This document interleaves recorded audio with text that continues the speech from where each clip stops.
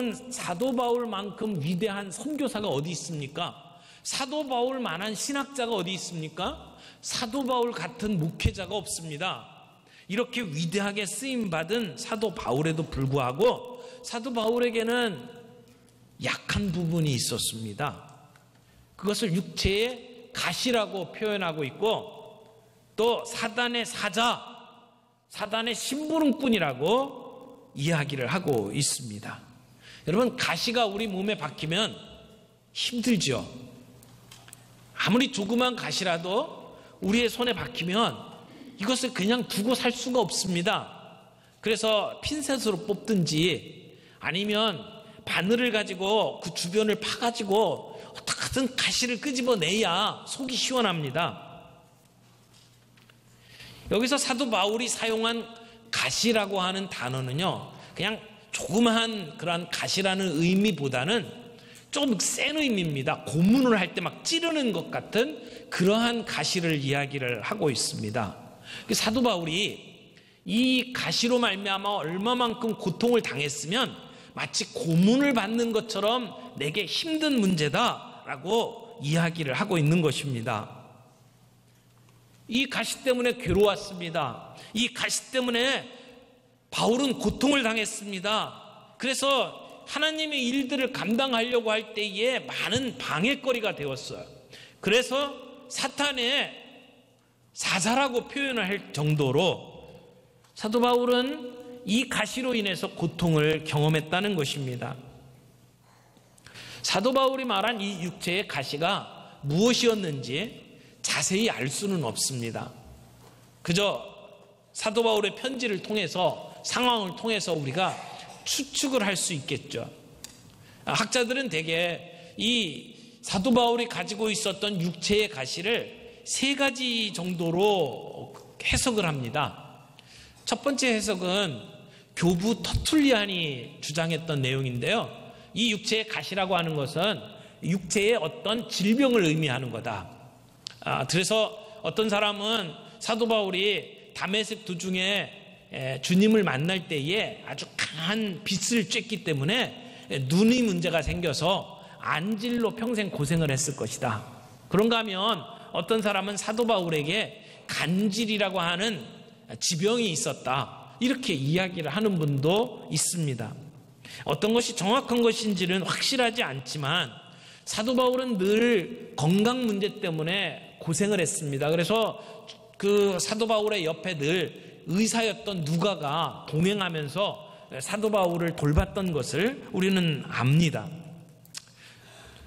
그런가 하면 마틴 루터 같은 경우에는 이 육체의 가시가 사도 바울을 괴롭게 만들었던 대적들을 의미한다, 이렇게 보기도 했습니다. 사도 바울이 고린도 교회에서 이 사역을 할 때에 사도 바울의 그 사도성을 인정하지 않고 사도 바울을 막아섰던 대적들이 있었죠. 그래서 사도의 권위를 무시하고 사도 바울이 가르치는 것과 다른 가르침을 주려고 했던 그러한 대적들이 있었는데, 그 대적들을 가리켜서 사도 바울이 내 육체의 가시다 라고 표현을 했다고 보는 겁니다. 이것도 가능한 표현이라고 생각됩니다. 그런가 하면 칼빈 같은 경우에는 사도 바울이 개인적으로 받았던 어떤 유혹이라든지 또는 그 마음속에 들었던 어떤 의심 또는 갈등, 이런 것들을 가리켰다라고 해석을 합니다. 그래서 사역자로서 마음속에 가지고 있었던 어떤 갈등이라든지 의심들이 자기 자신의 육체의 가시라고 표현을 했다고 하는 겁니다. 그러나 일반적으로는 이 터툴리안의 해석을 받아들입니다. 그래서 사도 바울에게 육체의 가시라고 하는 것은 그를 늘 괴롭혔던 이 간질이라든지 또는 안질, 이런 것들이 사역을 하는데 크게 지장을 가져왔고, 이것이 사도 바울은 하나님께 고쳐달라고 기도했던 기도의 제목이었다라고 보는 겁니다.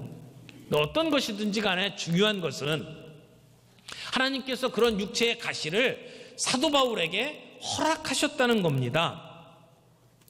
하나님의 일을 하려고 할 때에 되도록이면 건강하면 얼마나 좋겠습니까? 하나님이 내게 물질도 많이 주시고 또 높은 자리에 주셔서 강력한 영향력을 가지고 주님의 일을 하면 얼마나 좋겠습니까? 그런데 하나님께서는 꼭 그렇게만 우리를 사용하시는 것이 아니라는 겁니다. 우리의 삶에서도 이런 경험들을 할 때가 있습니다. 육체의 가시, 이 사탄의 이런 사자와 같은 문제들 때문에, 우리의 연약함 때문에 주님을 위해서 일하고 싶지만 제대로 감당하지 못할 때가 있습니다. 그럴 때면 하나님의 뜻이 어디에 있는지 우리가 잘 이해할 수가 없지요. 사도 바울은 이런 육체의 가시를 고쳐달라고 3번 기도했다고 말합니다. 그러니까 3번 기도했다는 것은 그저 하나님 고쳐주세요 이렇게 한 번 기도한 것을 의미하는 것은 아니겠죠. 시간을 정해놓고 하나님 이 문제가 나에게 너무 힘듭니다. 복음 사역을 하는데 이 육체의 가시 때문에 어려움이 많습니다. 고쳐주십시오. 그러면서 하나님 앞에 씨름을 했을 겁니다. 3번씩이나. 그런데 하나님은 이 문제를 고쳐주지 않으셨습니다. 그리고 주시는 말씀이 있습니다. 비록 사도 바울의 의도대로, 사도 바울의 하나님 앞에 간구한 대로 고침받지는 못했지만 사도 바울은 이 일을 통해서 하나님의 더 큰 은혜를 경험했습니다.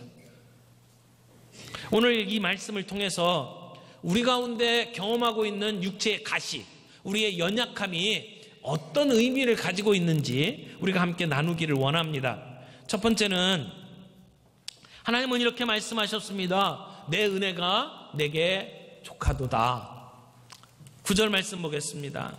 나에게 이르시기를 내 은혜가 내게 족하도다.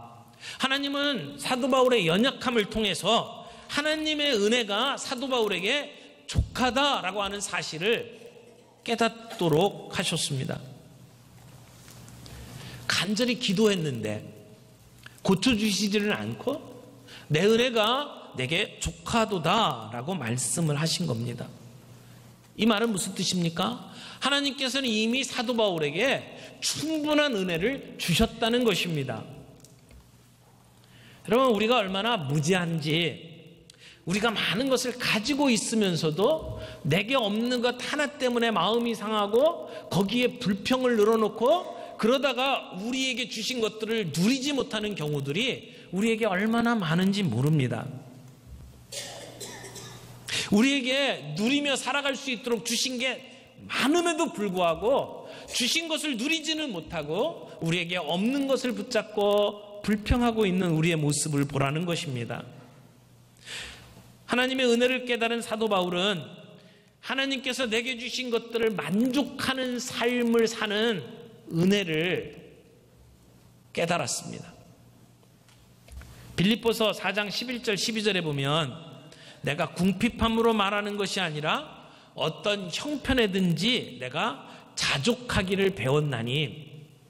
여러분, 사도 바울은 어떤 형편에서든지 자족하는 것을 배웠다고 이야기를 합니다. 그래서 비천에 처할 줄도 알고 풍부에 처할 줄도 알고 배부름에 또는 배고픔에 또는 풍부와 궁핍에도 일체의 비결을 알았다고 이야기를 합니다. 아마 하나님 앞에 고쳐달라고 기도했는데 하나님이 말씀하셨던 내 은혜가 내게 족하도다 라고 하는 말씀에 사도 바울은 깨달음이 있었고 그 깨달음 때문에 그는 어떤 상황에서도 그가 비천에 처하든지 존귀한 상황에 처하든지 그는 감사하며 하나님 앞에 나아갈 수 있게 된 것입니다. 오늘 우리가 하나님께서 내게 베푸신 은혜를 헤아려 가면서 그 은혜를 누릴 줄 아는 저와 여러분들이 되기를 바랍니다. 헬렌 켈러 여사는 아마 잘 아시는 분이죠. 1900년대 초에 미국에서 작가요 교육가로 활동하신 분입니다. 태어난 지 19개월이 되었을 때에 열병을 경험하게 되고 그것 때문에 눈이 보이지 않고 귀가 들리지 않는 장애인이 되었습니다. 그럼에도 불구하고 장애인 최초로 인문학 학사를 받았습니다. 그리고 사회운동가로서 영향력 있는 삶을 살았죠. 근데 그분이 이런 글을 썼어요. 3일 동안만 본다면 그래서 헬렌 켈러 여사는 이렇게 적고 있습니다. 만약 내가 3일 동안만 볼 수 있다면 꼭 보고 싶은 것들이 있다. 첫째 날에는 친절과 우정으로 내 삶을 가치 있게 만들어준 사람들을 보고 싶다. 오후가 되면 오랫동안 숲속을 산책하면서 자연의 아름다움을 흠뻑 적시고 싶다. 그리고 감사의 기도를 하고 싶다. 둘째 날은 새벽에 일찍 일어나서 밤이 낮으로 바뀌는 가슴 떨리는 기적을 보고 싶다. 그날 저녁에는 영화나 연극을 보면서 시간을 보내고자 한다. 내 손의 감각으로는 도저히 알아차리지 못한 우아함과 아름다움을 보고 싶다. 셋째 날에는 많은 사람들이 오가는 평범한 길거리에서 시간을 보내고 싶다. 오가는 사람들의 모습을 보면서 그들의 일상생활을 이해하고 싶다. 도시의 여기저기에서 행복과 불행을 동시에 눈여겨보면서 그들이 어떻게 일하며 어떻게 살아가는지 보고 싶다. 이렇게 글을 남겼습니다. 여러분, 그런데 헬렌 켈러가 3일만 볼 수 있다면 그가 하고 싶었던 일들을 오늘 저와 여러분들은 매일 경험하면서 살아가고 있지 않습니까? 우리가 하나님께 받은 은혜를 생각을 한다면 그 은혜 하나만으로도 우리는 감당할 수 없는 감사를 누리게 될 겁니다. 장애인이라는 것은 몸이 조금 불편할 뿐입니다. 불편해서 할 수 있는 것이 많지 않다라고 하는 생각으로 우리가 늘 살아갑니다마는, 그러나 몸이 불편한 것은 그것은 일부분이죠. 사실 진짜 장애는 몸의 문제가 아니고요, 마음의 문제입니다. 우리의 살아가는 삶을 어떤 눈으로 보느냐가 문제 아닙니까? 마음의 장애를 가진 사람은 더 심각하게 문제가 많습니다. 하나님이 내게 주신 것을 누리지 못하는 것이 장애예요. 오늘 내게 주신 것에 감사하는 하루가 되기를 바랍니다. 사도 바울은 자기가 겪고 있는 육체의 가시를 통해서 하나님의 은혜가 내게 족하도다라고 하는 깨달음을 얻게 됩니다. 오늘 우리에게도 이 깨달음이 있기를 바랍니다. 두 번째는 내 능력이 약한 데서 온전하여짐이라 라고 하는 말씀을 듣습니다. 9절 다시 봅니다. 나에게 이르시기를 내 은혜가 내게 족하도다. 이는 내 능력이 약한 데서 온전하여짐이라. 여러분, 하나님의 능력은 얼마나 큽니까? 우리는 절대 못한다고 생각하는 것들을 하나님에게는 제한이 없습니다. 그분은 무엇이든지 하실 수 있는 분입니다. 그걸 우리는 기적이라고 말하지만 하나님에게는 기적이 평범입니다. 하나님은 말씀하시면 이루시는 분입니다. 그런데 사람은 어떻습니까? 하나님과 우리는 비교할 수 없는 대상입니다. 우리는 연약한 존재입니다. 할 수 없는 것들이 너무 많습니다. 이런 얘기가 있죠. 코끼리가요, 이 등에다가 이 벼룩을 달고 이렇게 가는데 벼룩이 코끼리하고 이야기를 하는 겁니다.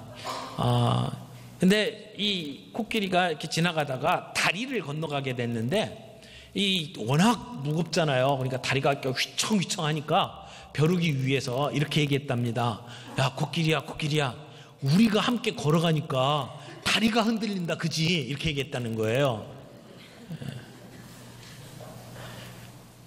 하나님이 하신 일을 두고 내가 했다고 착각하는 게 우리의 모습들이라는 거죠.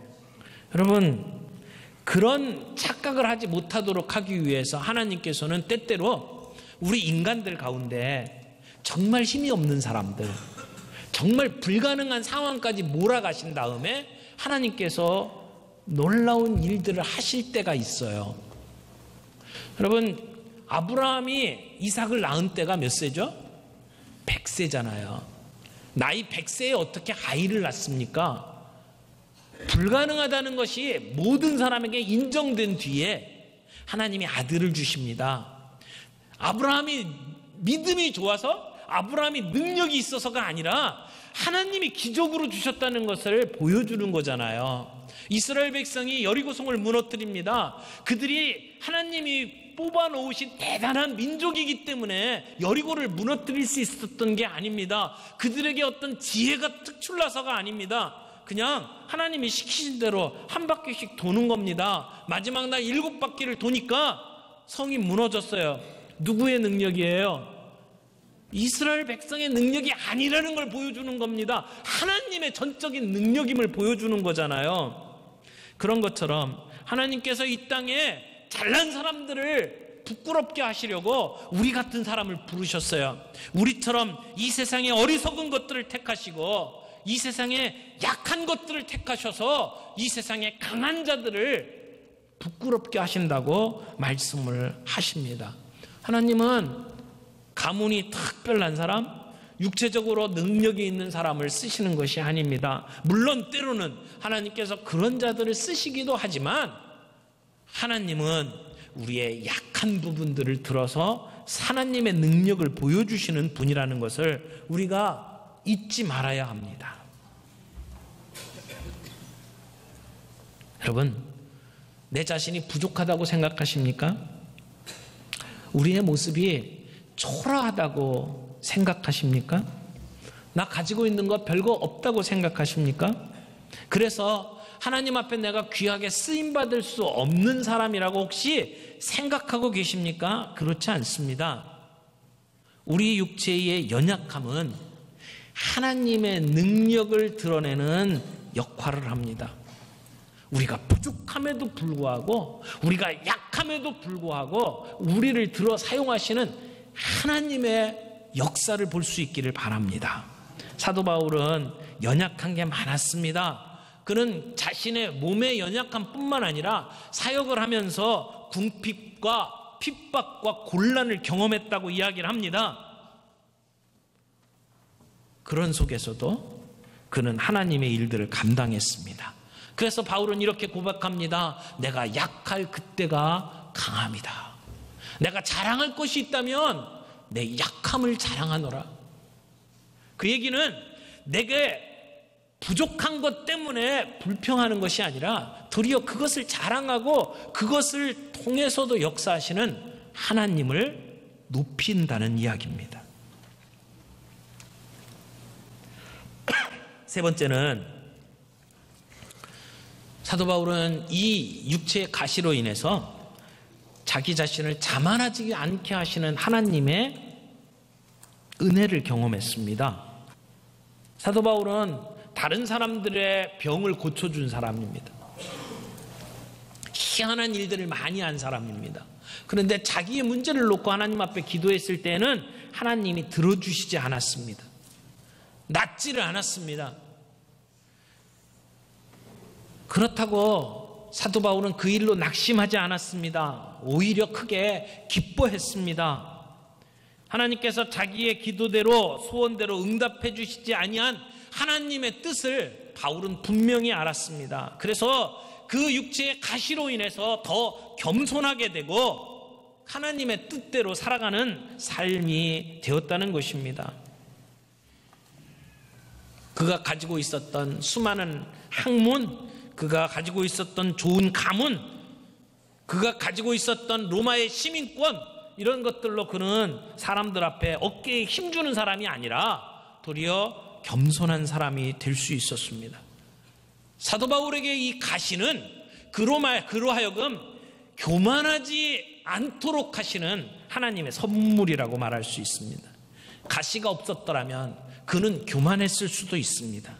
가시가 그를 주님 앞에 엎드리도록 만들었습니다.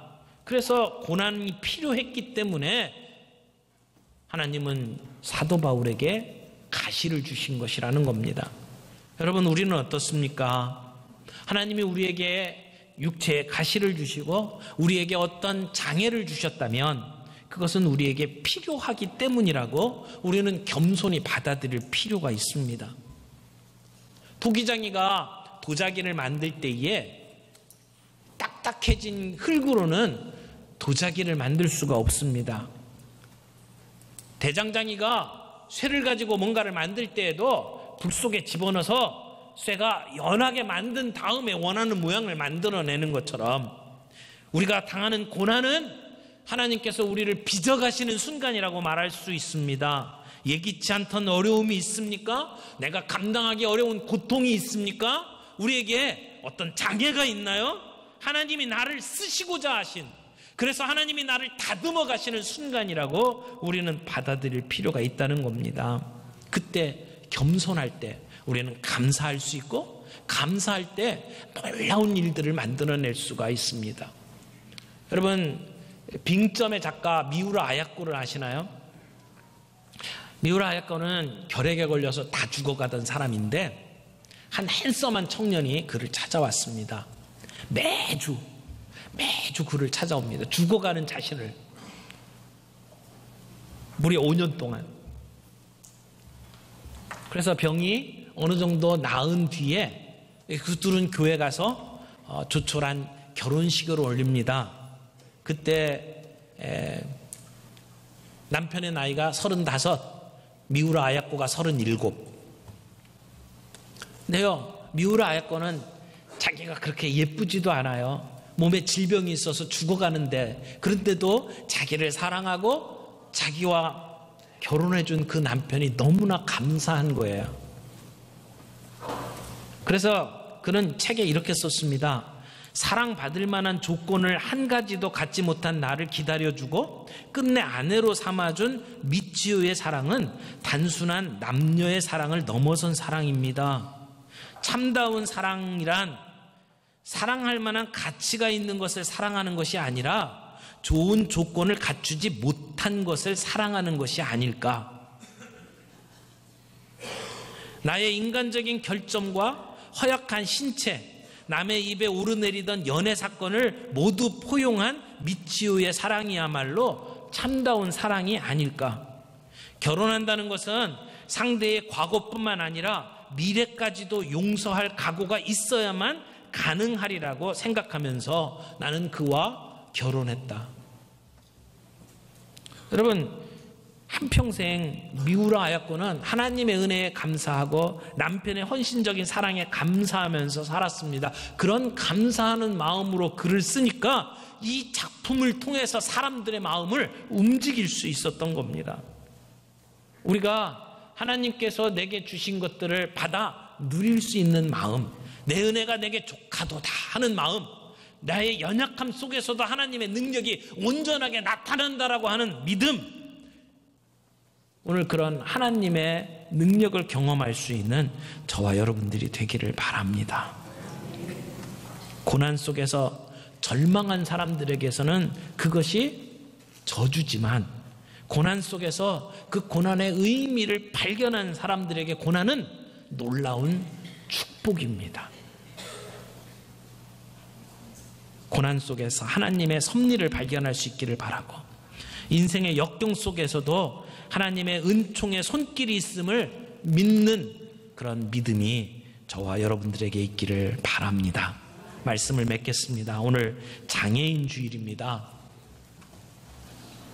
오늘 이 장애인 주일을 맞이해서 우리의 머리에서부터 시작해서 우리의 마음에 이르기까지 장애인들을 바라보는 우리의 시선이 바뀔 수 있기를 바랍니다.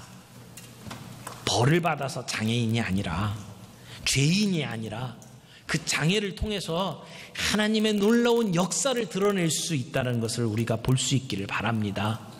장애인들이 귀찮은 존재가 아니라, 나를 성가시게 만드는 존재가 아니라 진정한 하나님의 사람으로 나를 빚어가시는 목적을 위해서 하나님이 보내주신 천사라는 사실을 우리가 기억할 수 있기를 바랍니다. 그래서 비록 우리들의 연약함 속에서도 하나님의 능력을 경험할 수 있는 그런 은혜가 저와 여러분 모두에게 있기를 바랍니다.